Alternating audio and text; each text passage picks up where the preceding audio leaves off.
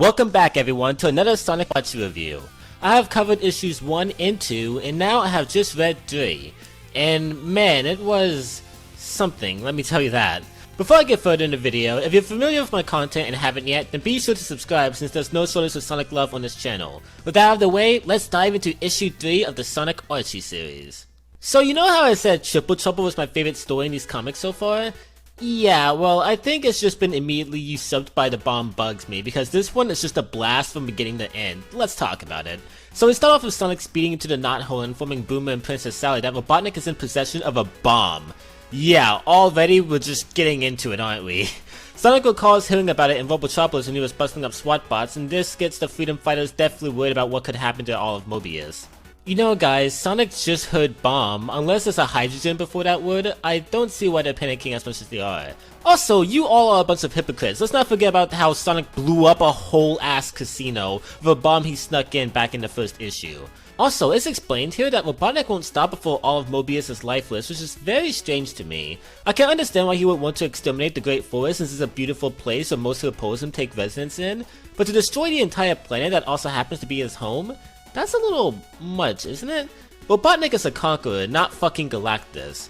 However, keep in mind that this is the early 90s where a lot of these characters' personalities, motivations, and origins were up in the air, and they weren't as refined as they are nowadays. Anyways, after Sonic comes up with an idea, we cut to Robotnik where a SWAT bot informs him there are protesters outside, and Robotnik mishears this as protestants and goes, "Impossible! I've outlawed all religious freedom!"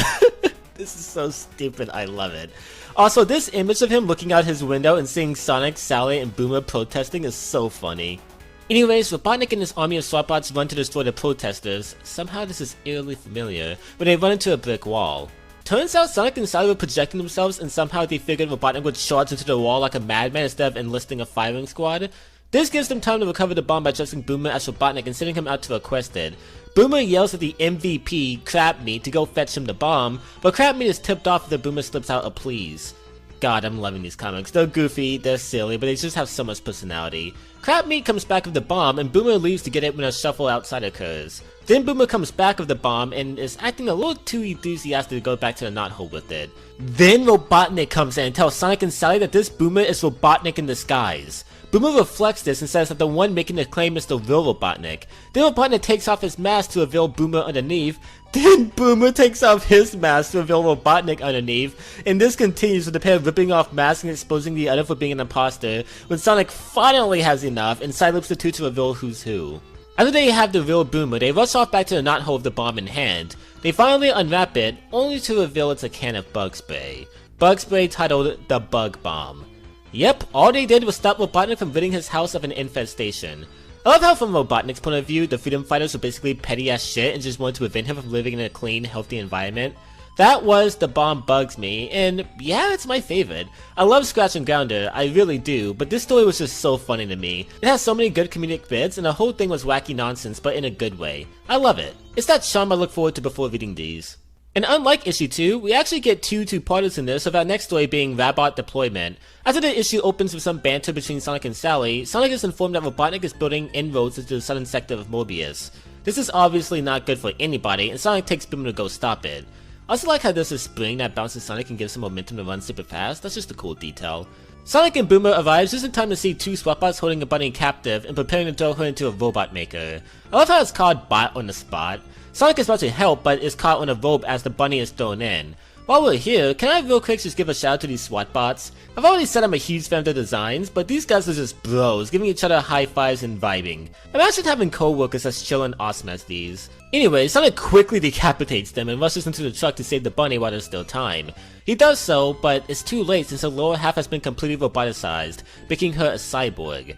This is honestly a really cool idea that I don't think has been explored in any other Sonic media I've seen. We actually don't know how the process of robotization works, but seeing it stopped halfway which gives the victim an enhanced body while letting them keep their free will is generally a neat concept. This is also a very interesting thing they carried over from the games, and it makes me wonder the true nature of the badniks we've seen up to this point. Are they just robots, or are they all people trapped and converted into machinery? If it's the latter, then the series just got so much darker and makes the fun dismantling of robots a little questionable. I know I'm not supposed to think far into it, but it was just something I thought about. I really like how in the following scene, Boomer hesitates bringing the bunny back to HQ since Robotnik could use her to track them, but Sonic isn't playing around and doesn't care about the logic of the situation. All he knows is a girl is hurt and needs help, so that's what they're going to give her. Like I said in the last issue, it's small moments like these where Sonic gets serious that makes a big impact on his believability as a hero. Now in part 2, Sonic and Boomer bring back Bunny, who just springs to life after meeting Princess Sally and shows off her strength and new abilities. Again, I know this comic is for very young children, but it's kinda weird how she doesn't have the slightest bit of a negative reaction or moment of thought toward her new body. With that said though, one thing I like about this issue is how we see more of Princess Sally, well, being a princess. Don't get me wrong, she's still a war leader and the one organizing all of this, but I didn't understand why she was called a princess until this issue where we were seeing her on a throne and Bunny basically gushing over her and showing respect to a royal figure. It's cool world building that gets me interested in seeing more of Sally. Anyways, the group are interrupted when Anton barges in screaming about a giant fucking Burrowbot that's right outside the knothole. Sonic and Bunny rush to take it on, and Bunny more than earns everyone's respect when she saves Sonic's twice and flips the giant mech upside down like it's nothing. One issue in, and already Bunny is my third favorite freedom fighter. Oh yeah, I jumped a little ahead there. This story ends with the group welcoming Bunny into the Freedom Fighters, making her an official member. Also, Anton has fake hair. That ends issue 3, and yeah, no, this is my new favorite issue. They just keep getting better and better, guys. I think it's cool seeing a new character get introduced, and Bunny so far is proving herself to be a Chad. Yeah, no, there's no competition. 2 fun and charming stories in one package. Hell yes. I'm excited to see more of Bunny and typical Archie shenanigans in future issues. Anyways, I hope you guys have enjoyed this video. If you have, then please like, subscribe, and as always, I will see you guys next time. Peace out.